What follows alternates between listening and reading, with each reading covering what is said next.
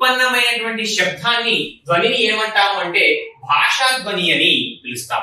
ఓకేనండి. నెక్స్ట్ ఈ ధ్వని అని తిరిగి మళ్ళీ రెండు రకాలుగా ఉంటుంది. ఏమంటున్నానండి? ధ్వని తిరిగి రెండు రకాలు. ఒకటి అర్థవంతమైన ధ్వని. ఏమంటున్నాను? అర్థవంతమైన ధ్వని. రెండవది అర్థరహితమైన ధ్వని. అర్థరహితమైన ధ్వని.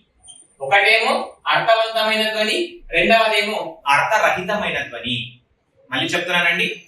ధ్వని అనే పదానికి చప్పుడు, శబ్దం అనేటువంటి సమానార్థక పదాలు శాస్త్రం ప్రకారంగా ఉన్నప్పటికీ భాష వరకు వచ్చేసరికి వాగీంద్రియాల నుంచి ఉత్పన్నమైనటువంటి ధ్వనిని భాషా ధ్వని అని పిలుస్తాం. ధ్వని తిరిగి రెండు రకాలు. ఒకటి అర్థవంతమైన ధ్వని, రెండవది అర్థరహితమైనటువంటి ధ్వని. ఏమంటున్నానండి?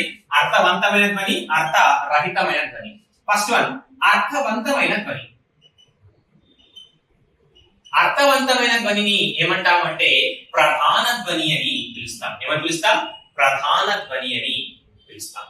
నెక్స్ట్ అర్థరహితమైనటువంటి ధ్వనిని ఏమంటామంటే అర్థరహితమైనటువంటి ధ్వనిని ఏమంటామంటే అప్రధాన ధ్వని అని పిలుస్తాం.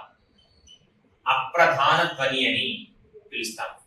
అర్థవంతమైన ధ్వని మళ్ళీ ఏమని పిలుస్తున్నాము? ప్రధాన ధ్వని అని పిలుస్తున్నాం. అర్థరహిత ధ్వనిని ఏమని పిలుస్తున్నాం? అప్రధాన ధ్వని అని పిలుస్తున్నాం. ఉదాహరణగా చూస్తే పిల్లలు. పిల్లలు అర్థవంతం ఉంది, అవునా? అదే ఇక్కడ చూస్తే లుల్లపి.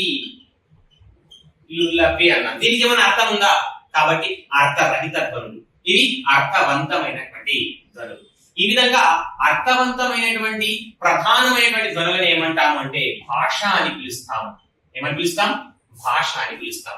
భాష అనగా అర్థవంతమైనటువంటి ధ్వనులను భాష అని పిలుస్తాం. ప్రధానమైనటువంటి ధ్వనులను భాష అని పిలుస్తాం. అర్థరహిత ధ్వనులను మరియు అప్రధాన ధ్వనులను ఏమంటామంటే చప్పుడు అని మాత్రమే పిలవడం జరుగుతుంది. దీనికి భాష అనేటువంటి మాట సమంజసం కాదు, సరైనది కాదు. అర్థరహితమైనటువంటి ధ్వనులను మరియు అప్రధాన ధ్వనులను ఏమంటామంటే చప్పుళ్ళుగానే మిగిలిపోతాయి, కానీ అది భాష అని పిలువబడదు. అర్థవంతమైనటువంటి లేదా ప్రధానమైనటువంటి ధ్వనిని మాత్రమే భాష అని పిలవడం జరుగుతుంది. నెక్స్ట్ చూస్తే ఈ ప్రధానమైనటువంటి ధ్వనిని, ఈ అర్థవంతమైన ధ్వనిని ఏమంటాము అంటే వర్ణము అని పిలుస్తాం.